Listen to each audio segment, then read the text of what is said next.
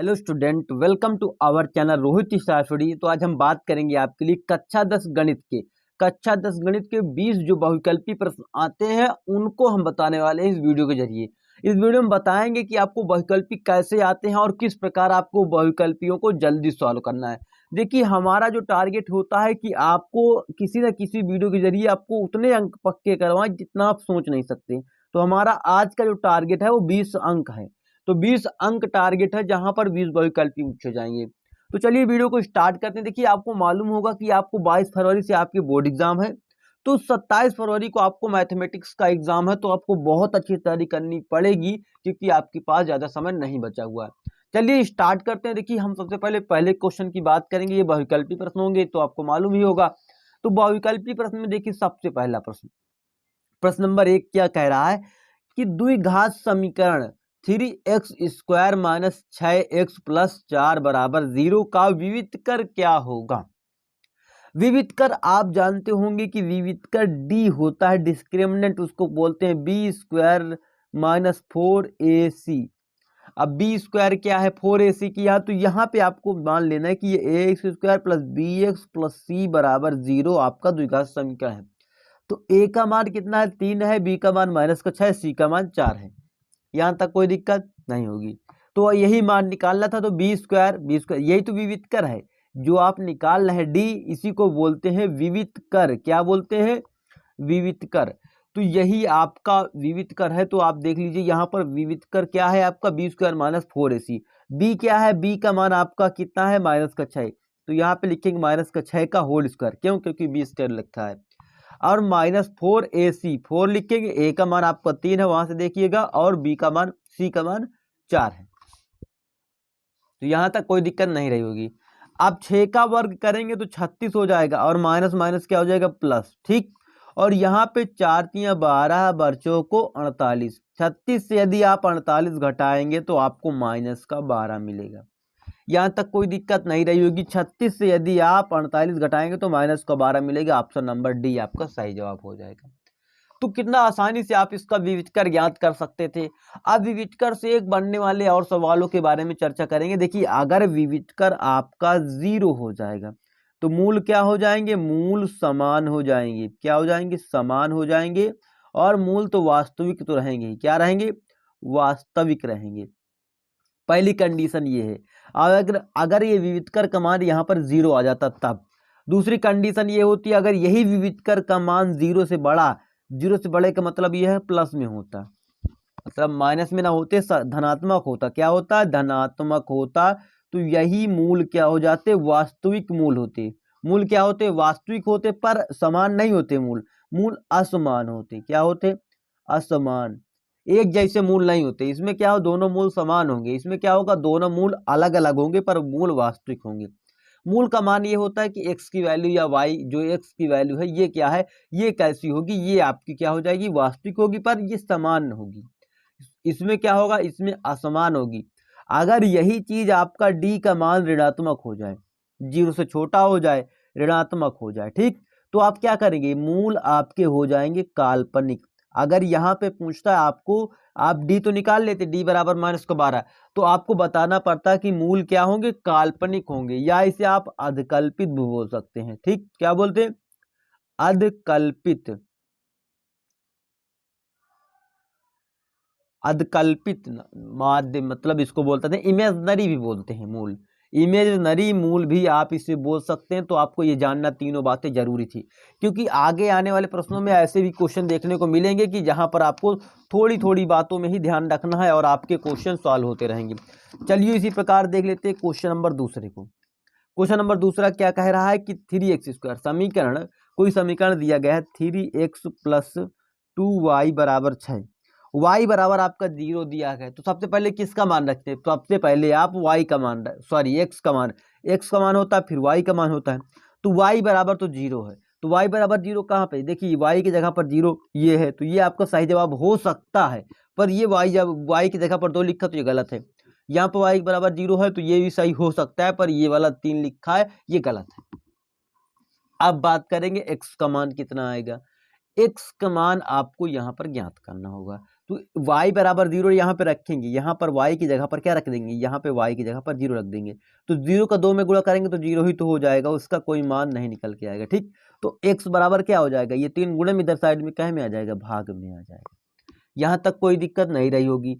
अब इस 3 का 2 में भाग 6 में भाग देंगे, 2 बार जाएगा तो क्या लिखेंगे, 2,0 लिखेंगे। तो आपका ऑप्शन नंबर पहला ही सही हो जाएगा, ऑप्शन नंबर सी भी गलत हो जाएगा क्योंकि इसमें 3 लिखा था।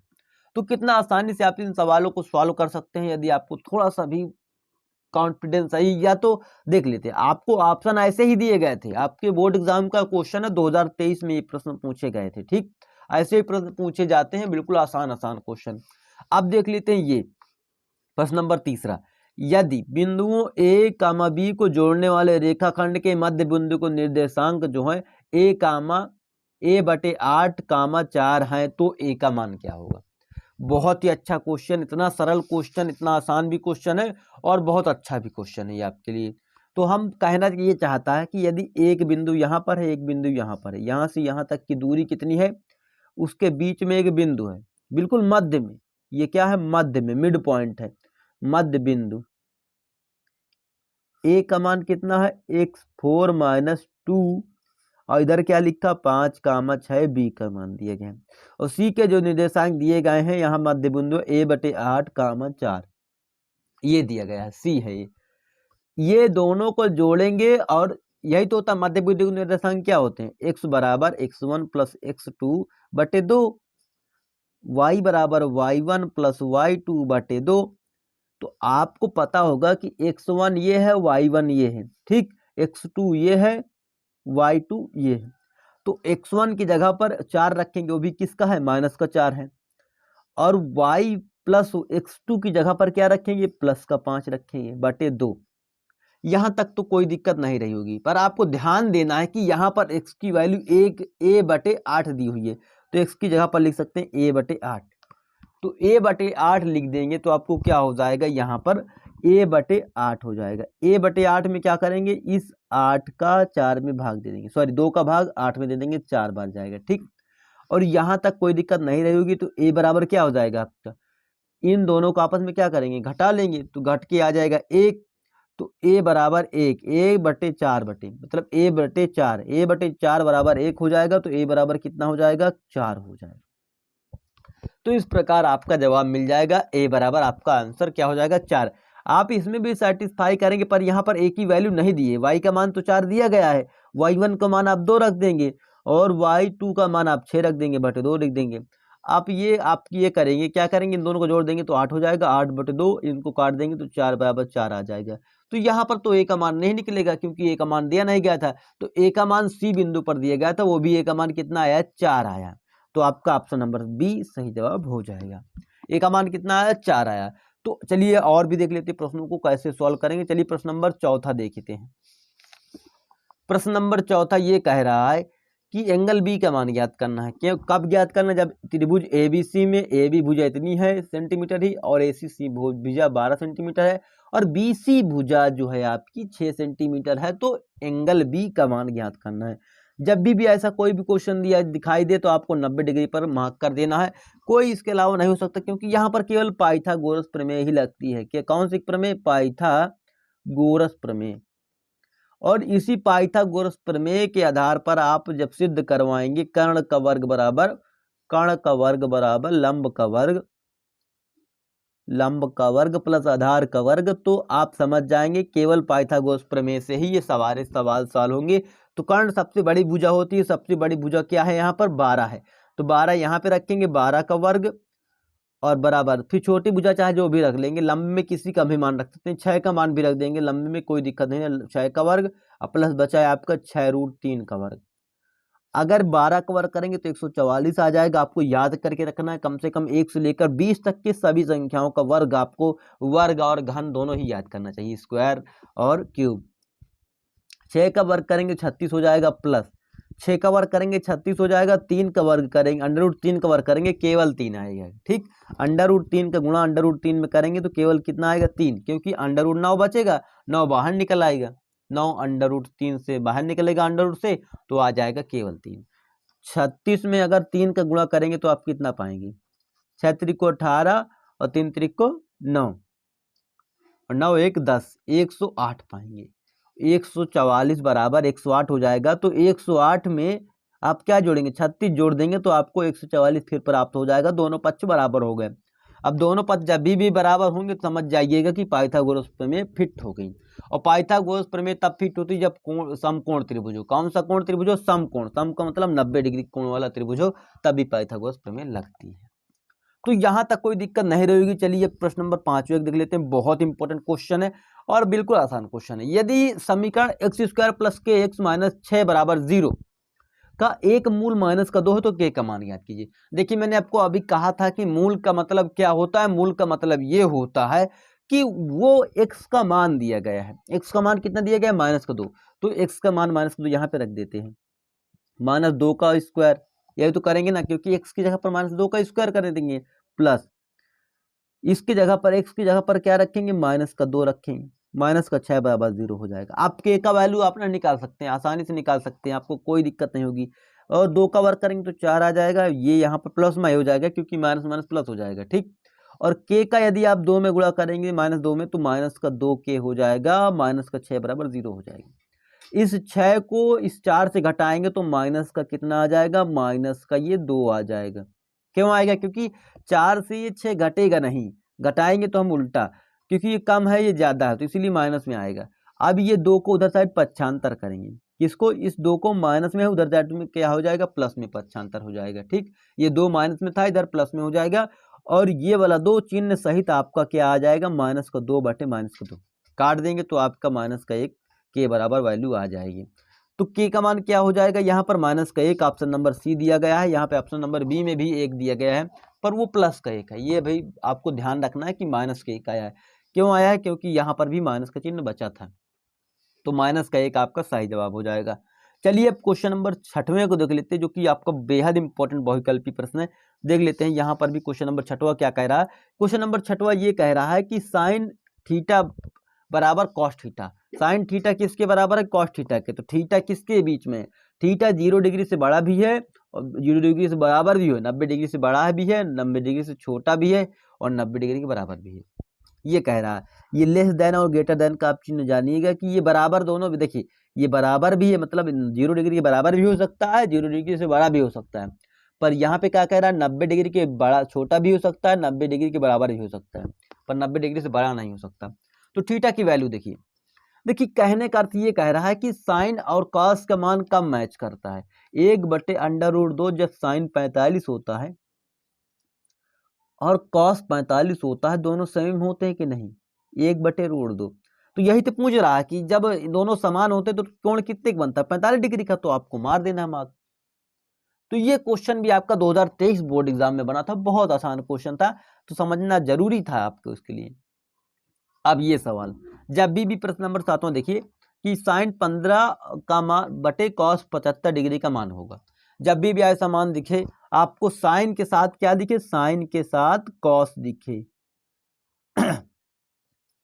आपको साइन थीटा के साथ कॉस थीटा दिखे, आपको टैन के साथ कॉट थीटा दिखे, टैन थीटा के साथ कॉट थीटा दिखे और सेक के साथ सेक थीटा के साथ कॉसेक थीटा दिखे, तो आपको यही मानना है कि इन दोनों आपस के उल्टा होते हैं और इन दोनों को जोड़ने पर, दोनों कोण दिए हैं, इनको जोड़ने पर 90 डिग्री आ रहा है। 75 और 15 जोड़ेंगे 90 आएगा, तो इसका मान हमेशा 1 होगा। इसके साथ भी अगर कोई भी कुछ भी साथ यह होता, टैन थीटा बटे कॉट थीटा हो जाता जैसे, और आपको पता हो जाए कि ये यहाँ पर अगर 75 लिखा, यहाँ पे 15 डिग्री लिखा, तो समझ जाइए कि इनको जोड़ने के बाद 90 आ रहा, 90 आ रहा तो इसका मान 1 ही होगा, 1 फिक्स है। तो आपको याद ही कर लेना है मेरे तरफ से कि आपको ये चीज़ पता ही होनी चाहिए कि आपको कैसे करना है, तो ये आपको याद कर लेना है। जब भी ऐसा क्वेश्चन आए तो आपको सॉल्व करने की कोई जरूरत नहीं, क्योंकि यहाँ पर सॉल्व करने के लिए हमें समय नहीं दिया गया है। इस क्वेश्चन की औकात 1 मार्क की है, आप इसको समय बहुत ज़्यादा दे रहे हैं तो आप गलत सोच रहे हैं इसके लिए। तो इसके लिए थोड़ा कम ही समय निकाल के दीजिएगा, क्योंकि ये क्वेश्चन आपके लिए आसान भी है और इम्पोर्टेंट भी है। तो इम्पोर्टेंट है तो आप इसको मार्क करेंगे, केवल 1 मार्क्स ही आएगा, इसमें केवल 1 ही आएगा। और यदि ये घटाने में हो जाता, sine 15 degree minus cos 75 degree, तो आप इसका मान क्या रखते हैं, 0, ठीक। इसी प्रकार ये भी हो जाएगा, टैन कॉट के साथ आएगा, सेक कॉसेक, 15 45 नहीं है, दोनों को जोड़ने के बाद 90 आना चाहिए, चाहे जितना आए, 48 42 आए, कुछ भी आए, तो उनको जोड़ने के बाद कितना आना चाहिए, आपका 90 आना चाहिए, ये याद रखना। और माइनस में होगा 0, अगर भाग में होगा तो 1। चलिए देख लेते हैं क्वेश्चन नंबर 8 है। तो देख लीजिए क्वेश्चन नंबर 8वां क्या कह रहा है कि वह बड़ी से बड़ी संख्या जिसमें 125 और 70 को विभाजित करने पर शेषफल क्रमशः 8 और 5 प्राप्त होता है। मतलब वो बड़ी से बड़ी संख्या याद करनी है कि उसमें मतलब 125 में अगर भाग दे देंगे तो 8 शेषफल आएगा, अगर 70 में भाग देंगे तो कितना आ जाएगा, 5 शेषफल आएगा। तो आपको ये चीज तो आपको या तो सॉल्व करिए, लासा मासा निकालिए, खटराज करिए दुनिया का। तो आप क्या कर सकते हैं, मेरे हिसाब से कह दें कि आप भाग दे दीजिए। पहला ऑप्शन चेक करेंगे, 15 का इसमें भाग देंगे, 15 सत्ते 105, 15 अट्ठे 120, 125 में कितने का भाग देंगे, 15 का, 15 अट्ठे कितना होता है 120, घटाएंगे तो 5 शेषफल बचेगा। तो ये ऑप्शन नहीं हो सकता, क्योंकि इससे भाग देने पर हमें 8 शेषफल चाहिए था। अब 13 का भाग देंगे किसमें, 125 में, और 13 नियम 117 होता है, आपको पता होगा।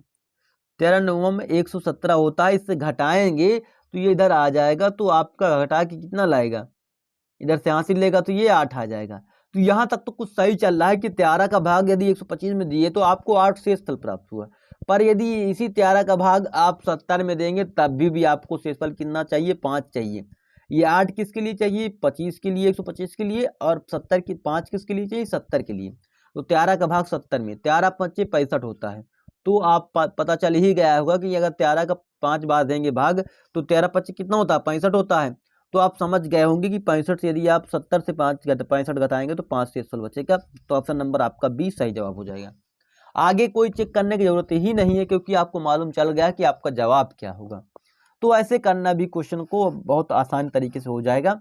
अब देखिए क्वेश्चन नंबर कौन सा है, 9वां, कि बिंदु दिया गया है 3 माइनस का 3 कामा 5, वाई अक्ष से दूरी क्या होगी। वाई अक्ष से दूरी क्या होगी ये आपको बताना है। तो मान लीजिए कि ये वाई अक्ष का धनात्मक दिशा है, ये वाई अक्ष की ऋणात्मक दिशा है, और ये एक्स अक्ष की धनात्मक दिशा, ये एक्स अक्ष की ऋणात्मक दिशा है। यहाँ तक कोई दिक्कत नहीं रहेगी। एक्स का मान माइनस का, पहले एक्स का मान होता फिर वाई का मान। एक्स का मान माइनस का 3 है तो माइनस का 3 यहाँ पर होगा, 1 2 3, यहाँ पर होगा ना एक्स का मान माइनस का 3, वाई का मान प्लस का 5, 1 2 3 4 5, यहाँ तक होगा। तो ये दोनों लाइन कहाँ पे मिलेंगे, आके यहाँ पर मिलेंगे। आप क्लास 9th में इसको सीखे होंगे, थोड़ा थोड़ा तो आपको याद ही होगा। और एक बात ध्यान रखना, आप इसमें गलती जरूर कर सकते थे। आप वाई अक्ष से दूरी याद करते तो 5 में निशान लगा के चले जाते, आप गलत कर डालते, जबकि ये गलत है। आप देखिए कह रहा है कि वाई अक्ष से दूरी क्या होगी, तो ये वाई अक्ष है कि नहीं, ये यहाँ से लेकर यहाँ तक पूरा क्या है, वाई अक्ष है। तो वाई अक्ष से ये बिंदु जो मिला है यही तो है आपका माइनस का 3 कामा 5, यहाँ तक की दूरी तो ज्ञात करनी है। ये दूरी कितनी है, 1 2 3, 3 ही तो है। ये दूरी कितनी है, यहाँ से लेकर यहाँ तक दूरी कितनी है, माइनस का 5 नहीं, सॉरी 5 नहीं है ये आपकी, ये माइनस का 3 दूरी है। तो यहाँ पे ऑप्शन नंबर आपका ए सही जवाब होगा, ना कि ऑप्शन नंबर सी।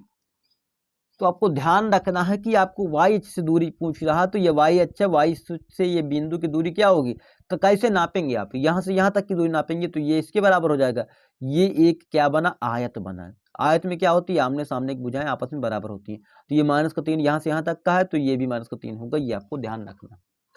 अगर एक अक्ष से दूरी पूछती तो एक अक्ष तो ये है पूरा का पूरा, यहाँ से यहाँ तक लेकर, तो यहाँ से यहाँ तक की दूरी पूछता तो ये माइनस का 3 हो जाती, सॉरी 5 हो जाती, एक, क्योंकि ये दोनों बराबर है आपस में ना, तो ये भी 5 है और ये भी 5 है, आपको दोनों 5 हो जाते हैं। तो ऐसे भी आपको करना है। तो बहुत अच्छा सवाल रहा होगा आपके लिए, कि आपको सीखने का मौका इसमें बहुत अच्छा था। आप देखेंगे 144 के बाद गुणनखंड के घातों का योगफल ज्ञात कीजिए। तो 124 क्या है, 144 का गुणनखंड करेंगे, 144 के गुणनखंड 2 से करेंगे तो आपको पता होगा 144 के अगर गुणनखंड करेंगे तो 12 गुणे 12 है कि नहीं, 12 का 12 में गुणा करेंगे तो 144 आएगा। अब 12 की गुणनखंड करेंगे तो 12 गुणे 3 आज 4 गुणे 3 नहीं लिख सकते, 12 को आप 4 गुणे 3 नहीं लिख सकते, आप लिख सकते हैं। 2 को आप 2 को आप 2 4 को आप 2 गुणे 2 नहीं लिख सकते हैं, और 3 लिख सकते हैं, और 2 को 4 को फिर 2 गुणे 2 लिख के 3 लिख दीजिए। यहाँ तक आपको गुणनखंड करने में कोई दिक्कत नहीं रहेगी, यही सही तरीका है आपके गुणनखंड करने का। तो आपको समझ में आया होगा कि गुणनखंड ऐसे भी किया जा सकता है जैसे आप मैंने बताया आपको। तो आप मेरा ये तरीका जरूर फॉलो करेंगे, आपको गुणनखंड करने में आसानी हो जाएगी। अब देखिए चार, दो कितनी बार है, 1 2 3 4, 4 बार, 2 की घाते 4 हो जाएगा। 3 कितनी बार है, 3 आपका 2 बार है। अब क्या पूछा जा रहा है कि इसकी अभाज्य गुणनखंडों की घातों का योगफल, इनकी घात जो है ना 2 कामा 4 है, दोनों का योग कर देंगे 6 आ जाएगा। तो ऑप्शन नंबर आपका कौन सा सही हो जाएगा, ऑप्शन नंबर सी सही हो जाएगा। कितनी आसानी से आपने सवाल को हल कर लिया केवल आपको ये गुणनखंड सीख के। अगर आप ऐसे भी गुणनखंड करते तो भी यही आता, 2 गुणे 2 गुणे 4 बार आता, फिर 3 गुणे 3 2 बार आता, बस हो जाता। हल वैसे ही होता, पर आपको मेरा अप्रोच सॉल्व करना है कि आपको कैसे जल्दी कर लेना है। जैसे आपको 98 के लिए कहा जाए, आपको किसी 72 के लिए कहा जाए, तो आपको पता है कि 12 छिंगम 72 होता ना, 12 छिंगम 72, 12 की गुणनखंड कर लीजिए इसे, और 6 के 3 गुणे 2 कर लीजिए, और 2 के 2 2 गुणे 2, 3 गुणे 3 3 3 गुणे 3 2। ये 3 कितनी बार आया, 2 बार आया, और 2 कितनी बार आया, 2 आपका 3 बार आया। 3 कितनी बार आया, 2, तो दोनों जोड़ के कितना हो जाएगा, 5 घात। तो आप तुरंत 72 के लिए भी बता देते कि 72 में 5 घात होती। तो ऐसे ऐसे सवालों को सॉल्व करना, तो 10वां क्वेश्चन भी आपका समाप्त हुआ। अब चलिए देख लेते हैं क्वेश्चन नंबर 11वां। क्वेश्चन नंबर 11वां क्या कह रहा है कि आपको ये देखा जा रहा है कि यदि समचतुर्भुज के विकर्णों की लंबाई 12 सेंटीमीटर और 16 सेंटीमीटर है तो इनकी भुजाओं की लंबाई क्या होगी। एक समचतुर्भुज आप बनाएंगे, समचतुर्भुज आपको ऐसे दिखता होगा, आपको मालूम होगा। अब समचतुर्भुज के जो विकर्णों की लंबाई है यहां से लेकर यहां तक का, और यहां से लेकर यहां तक की लंबाई क्रमशः एक की 12 है, एक की 16 है। तो आपको किसकी लंबाई ज्ञात करनी, समचतुर्भुज की भुजाओं की लंबाई ज्ञात करनी है, यहाँ की भुजाएं ना, ये भुजाएं ज्ञात करनी है। तो कैसे ज्ञात करेंगे आप, चलिए इसको भी देख लेते हैं। तो चलिए ज्ञात कर लेते हैं इसको। क्या करेंगे हम, यहाँ पे विकर्ण तो दिया गया है आपका, और उसके बाद आपको दोनों विकर्ण दिए गए हैं। दोनों विकर्ण जब भी दिए गए हैं, भुजा पूछी जाए तो आपको एक फार्मूला लगाना है, 1/2 भुजा बराबर, ये फार्मूला होता है, भुजा बराबर 1/2 पहला विकर्ण का वर्ग अंडर रूट पहला विकर्ण का वर्ग प्लस दूसरा विकर्ण का वर्ग, ये कर देना, आपकी भुजा निकल आएगी। पहले मतलब पहला विकर्ण का वर्ग प्लस दूसरे विकर्ण का वर्ग। आप क्या करेंगे, ऐसे लिखेंगे, पहला विकर्ण क्या है आपका 12 है, मान लीजिए किसी को भी मान सकते हैं, 12 का वर्ग प्लस 16 का वर्ग।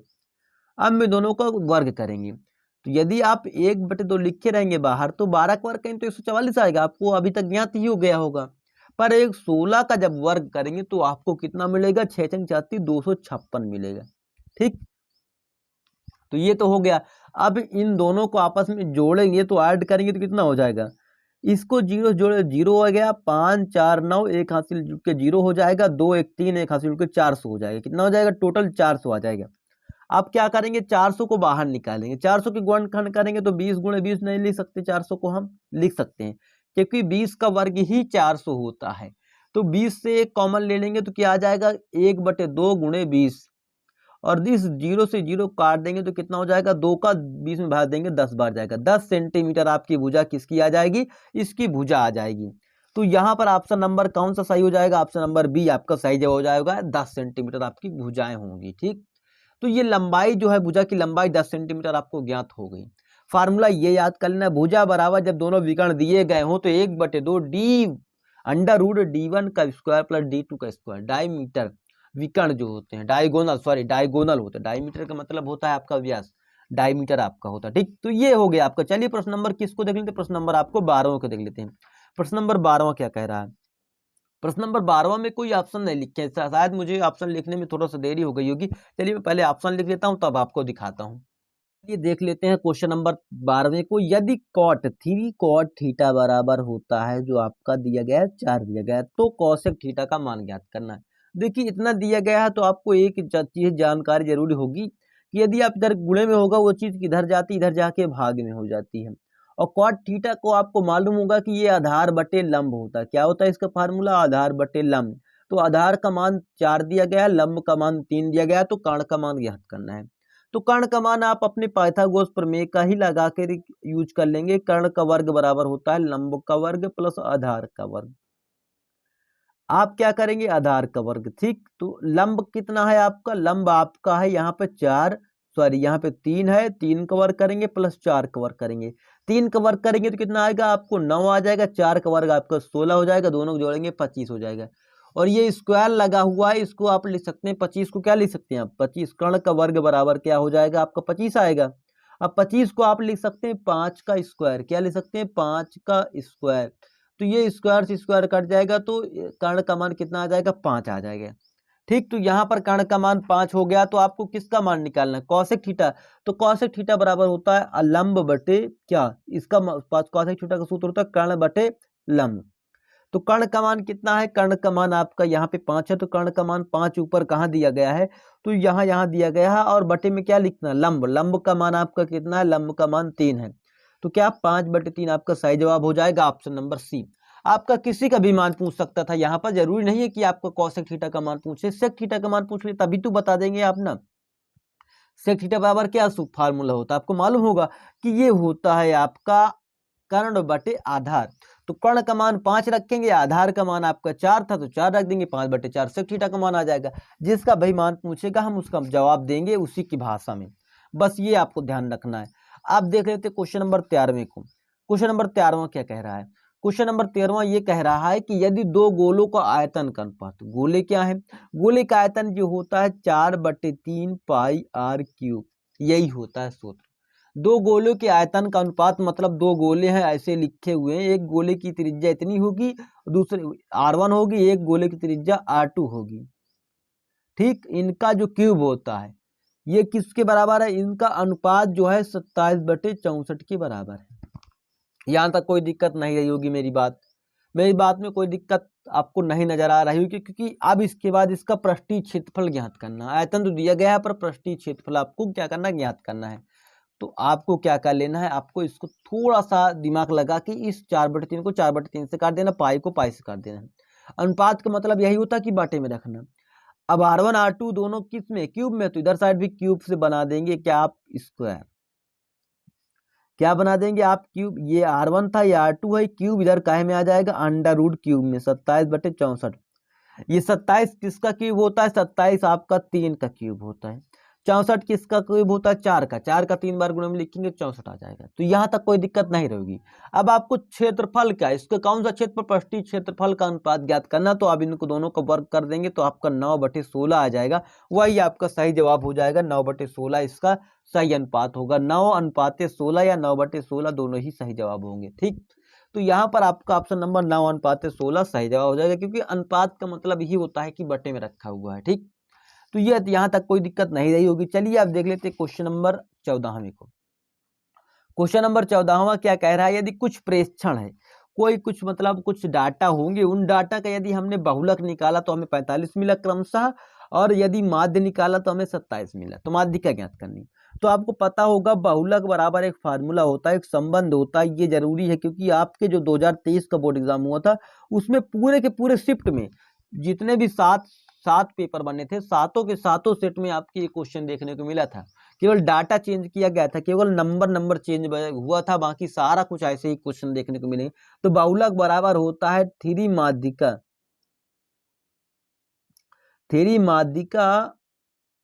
-2 माध्य, ये फार्मूला होता है। आपको ये याद कर लेना है। बहुलक कितना दिया गया है, बहुलक आपका 45 दिया गया है। माध्यिका अपनी आपको ज्ञात करनी, तो 3 गुणे माध्यिका लिखेंगे, माध्यिका को आप मान लीजिए x। कोई दिक्कत नहीं होगी, यहाँ तक कोई दिक्कत नहीं रहेगी, क्योंकि x से छोटा लिखने को पड़ेगा, माध्यिका लिखेंगे तो बहुत बड़ा हो जाएगा। और माध्य कितना हो जाएगा, माध्य आपका कितना दिया गया है, 2 गुणे माध्य, माध्य आपका 27 दिया गया है। 27 का 2 में यदि आप गुणा करेंगे तो कितना हो जाएगा, 27 आपका 54 हो जाएगा, 27 दूना 54 हो जाएगा। ठीक, अब ये 54 इधर काहे में, माइनस में इधर आके काहे में हो जाएगा प्लस, 54 को 45 में जोड़ देंगे तो 9 और 9 99 हो जाएगा।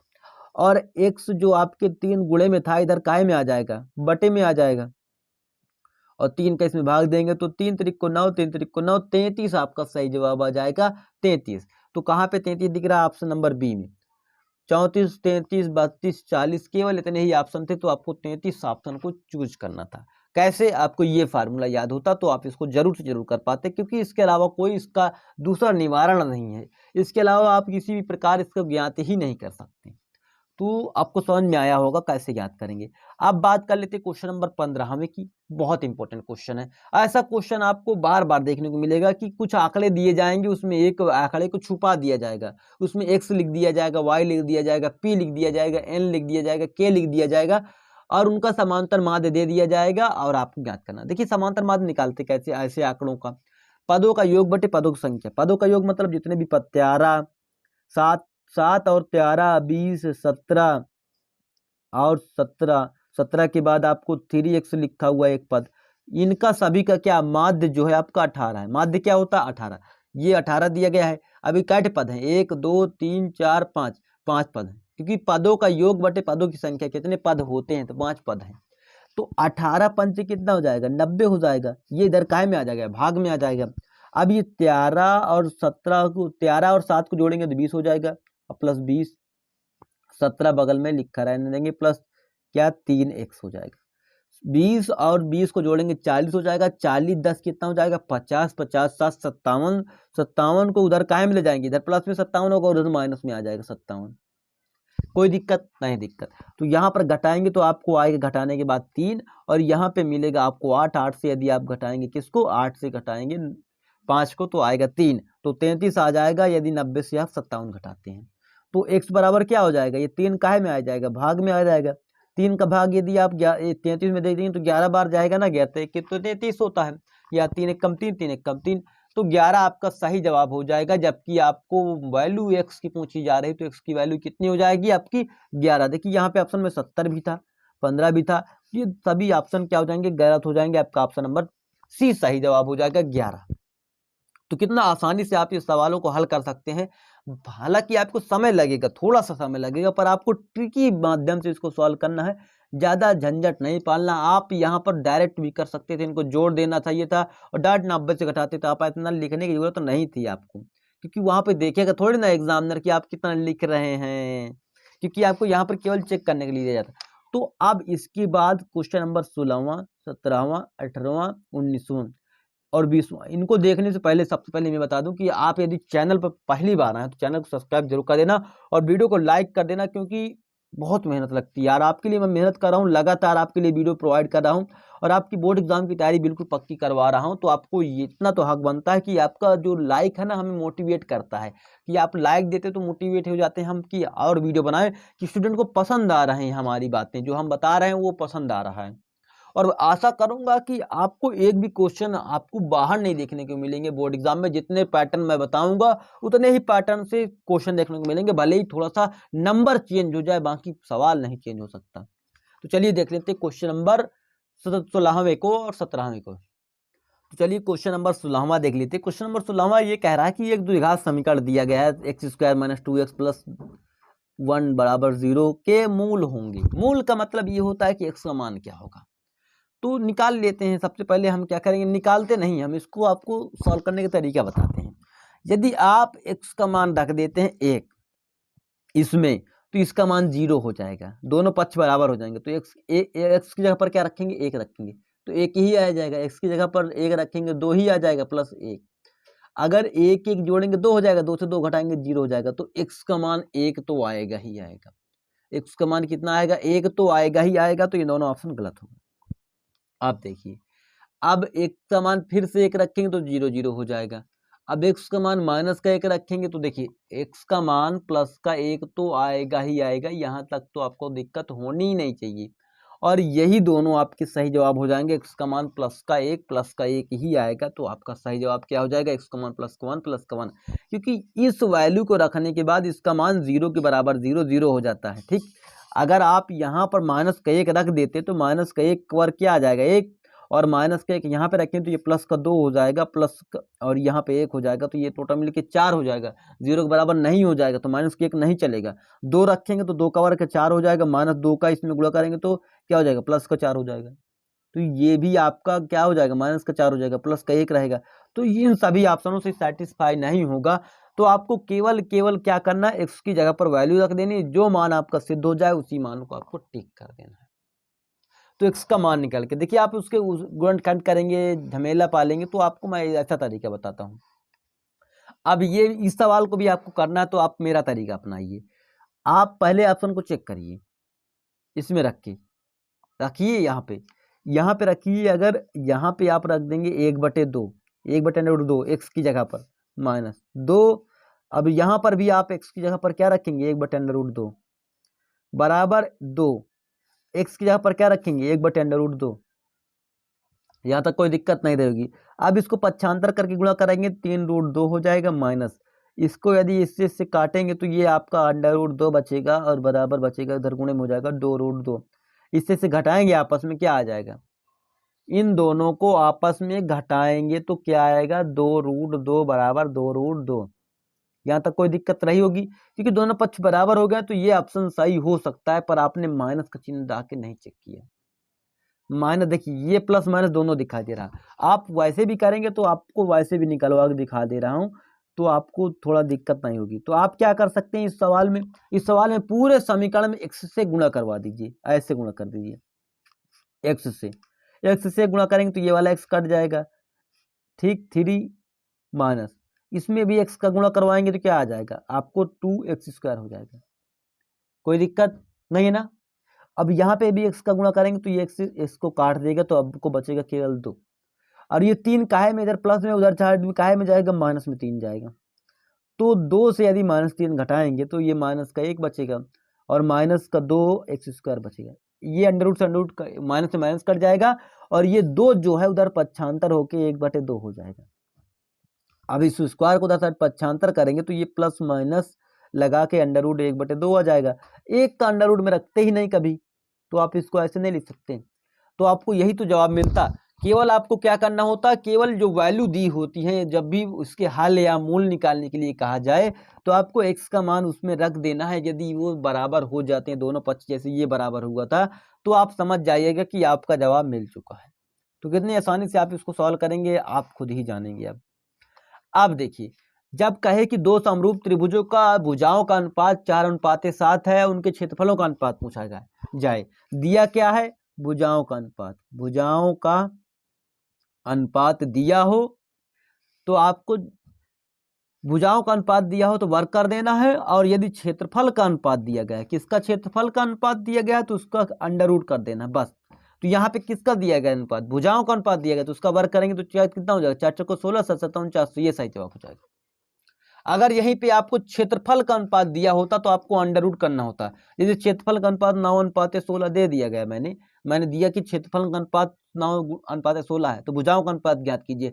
तो आपको क्या करना होगा, क्षेत्रफल दिया है तो अंडर रूट कर देना दोनों का अंडर रूट करेंगे, इसका 3 आएगा, इसका 4 आएगा, 3:4 हो जाएगा। एकदम आसान जवाब बता रहा हूँ आपको, इससे अच्छा कोई सोल्यूशन नहीं हो सकता आपके लिए, जैसा मैंने बताया आपको। अब इसके बाद बात करेंगे, ये क्वेश्चन बहुत इंपॉर्टेंट भी है और इसको आप मार्क कर सकते हैं क्योंकि आपके लिए बहुत बेहद जरूरी है। इसका सॉल्यूशन मैं दूंगा जरूर क्योंकि आपके लिए बहुत आसान है। एक वृत्त का क्षेत्रफल परिमाप से संख्यात्मक रूप से समान है। वृत्त का क्षेत्रफल मतलब होता है πr², वो उसके परिमाप से संख्यात्मक रूप से समान है। मतलब 2πr जो परिधि होती है वही परिमाप होता है। आपको मालूम होगा, किनारे से किनारे चला जाना वही परिमाप होता है। ये परिधि जो परिमाप होता है दोनों समान होते हैं। तो क्षेत्रफल और परिधि आपके समान है, तो आपको क्या करना है, उसकी त्रिज्या ज्ञात करनी है। तो देखिए पाई से पाई कैंसिल हो जाएगा, कोई दिक्कत। अब इस क्षेत्रफल और परिधि दोनों समान है तो परिधि क्या हो, 2πr, तो ये एक r से एक r कैंसिल हो जाएगा और ये बचेगा क्या, r बराबर 2। मात्रक लिखेंगे, मात्रक का मतलब होता है यूनिट का मतलब इकाई। आप इसको सेंटीमीटर में, मीटर में, जिसमें मानना है उसको मान लीजिए। तो ऑप्शन नंबर आपको कौन सा सही हो जाएगा, ऑप्शन नंबर डी सही हो जाएगा। बिल्कुल आसान सवाल था पर आपको ये घुमा सकता था दिमाग आपका, आप पाई मार्क करके चले जाते, क्योंकि कुछ होते हैं ना महान बुद्धि, तो वो ऐसा ही करते हैं। तो आपको क्या करना था, केवल आपको सूत्र याद करना था, πr² आपका क्षेत्रफल होता है, 2πr आपका परिधि होती है, दोनों बराबर हैं तो ये पाई से पाई कैंसिल हो जाएगा, r से एक r कैंसिल हो, क्योंकि 2 r थे यहाँ पर, एक r से कैंसिल हो गया तो r बराबर केवल 2 ही तो बचा ना। तो यही तो यूनिट था, ये तो खेल था आपका सवाल का। अब इसके बाद इस सवाल को देखेंगे। इस सवाल को मैं ऑप्शन नहीं दिया हूं यहाँ पर क्योंकि इसको सॉल्व करना होता है केवल और केवल। आपको इनको करना कैसे है, आपको दिया क्या गया, सबसे पहले फ्रीक्वेंसी दी गई, बारंबारता CI दिया गया, वर्ग अंतराल दिया गया है, CI बोल देते हैं, कम्युलेटिव इंटरफेरेंस मतलब इनके बीच में कितना इंटरवल है, कितना अंतर है, ये देखेंगे। फ्रीक्वेंसी दी गई है, आपको पद निकालने, एक्स का मान निकालना, फिर एफ एक्स निकालना है, आपको सिग्मा एफ एक्स बटे सिग्मा एफ निकालना है, ये आपको यही माध्य होगा आपका। माध्य निकालने के लिए आप क्या करेंगे, इस फार्मूले का यूज करेंगे, सिग्मा एफ एक्स। देखिए सिग्मा, ये 10 से कितना दिया गया है, 25 दिया गया है, ये 25 से कितना दिया गया है, 40 दिया गया है, 40 से आपका 55 दिया गया है, 55 से आपका 70 दिया गया है, और 70 से ही आपका कितना दिया गया, 70 से आपका 85 दिया गया है, और 85 से आपका कितना दिया गया, 100 दिया गया है। एफ क्या है आपका, 2 है, 3 है, 7 है, 6 है, 6 है, 6 है।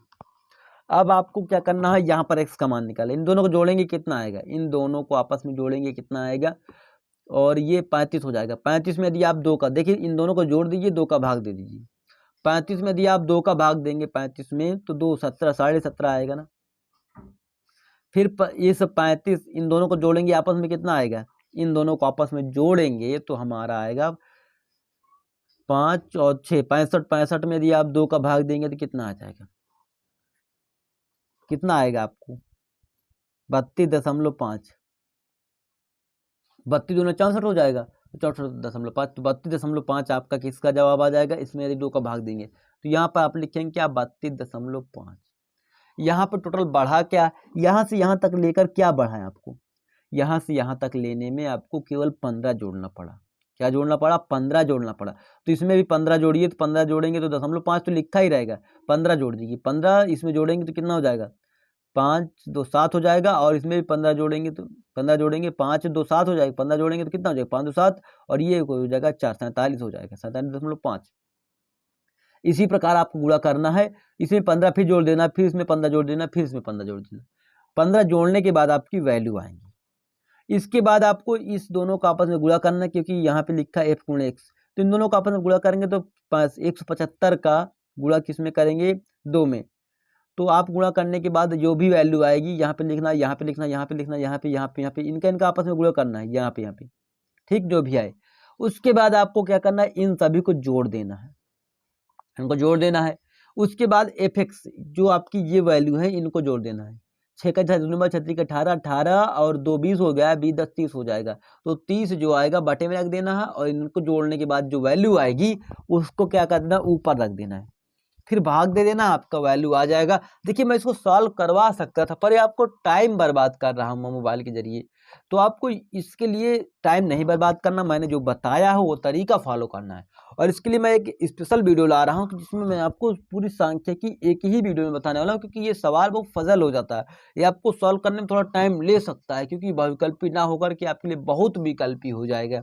क्योंकि इसको आपको छोड़ देना ही पहली, मतलब जब भी आप पहले राउंड में आए इस सवाल को देखें तो आप थोड़ी देर के लिए छोड़ देना, दोबारा आना तब करना, इसको समय बचे तब करना, क्योंकि ये सवाल टाइम टेकिंग बहुत हैं। 1 नंबर का सवाल है, टाइम इतना ले लेगा। देखिए आप खुद ही चेक कर सकते हैं, इतना लिखेंगे, ये करेंगे, वो करेंगे, पर मैं लिखने के लिए ना बता करके आपको बताऊं कि इन दोनों को जोड़ के यहाँ पे भाग दे देना है, तो 70.5 आएगा। फिर यहाँ पे भाग देंगे तो 32.5 आएगा, फिर यहाँ पे भाग देंगे 47.5 आएगा, फिर इन दोनों को जोड़ेंगे तो आपका 5 7 5 12.5 2 1 3 5 6 62.5 आएगा। फिर यहाँ पे 12 जोड़ेंगे तो यहाँ पे 7 जोड़ेंगे तो कितना हो जाएगा, 67.5 आएगा। कितना, 77.5 आएगा। फिर यहाँ पे आप जोड़ेंगे तो ये आपका 92.5 आएगा। इतना आने के बाद आप क्या करेंगे, इन दोनों का आपस में गुणा करेंगे, इनका आपस में गुणा करेंगे, इसमें गुणा करने के बाद जितना भी आए उनको सबको जोड़ देना है। गुणा करने के बाद जितना आएगा यहाँ उन सभी को जोड़ देना है, और इनको जोड़ने के बाद जितना आ रहा है 30 का भाग दे देना है, हो जाएगा। और आशा करता हूँ वीडियो बहुत अच्छी लगी होगी, क्योंकि मैं यहाँ पर आपको केवल तरीके बता रहा था कि आप बोर्ड एग्जाम में बैठेंगे तो कैसे सॉल्व करेंगे। तो आपको ऐसे ही सॉल्व करना था, ज़्यादा इसके लिए समय नहीं बर्बाद करना। ऐसे क्वेश्चन आ जाए तो टाइम आपके बहुत लगेगा इसके लिए, तो ऐसे क्वेश्चन को छोड़ना ही बहुत बेहतर हो जाएगा। और 1 नंबर के लिए आप आगे आने वाले जो 4 अंक में, 6 अंक में, यही क्वेश्चन 6 अंक में आते थे पहले। अब जब से 20 बहुविकल्पी वाला ट्रेंड चला है ना, तब से ये क्वेश्चन घटिया हो गए हैं। ये 6 अंक में आते थे, यही क्वेश्चन आपके 4 अंक में आते थे। तो आज ये क्वेश्चनों को 1 अंक में देना पड़ रहा है क्योंकि 20 बहुविकल्पी वाला जुगाड़ हो गया है। तो आशा करता हूँ वीडियो बहुत अच्छी लगी। चलिए मिलते हैं नेक्स्ट वीडियो में, तब तक के लिए जय हिंद जय भारत।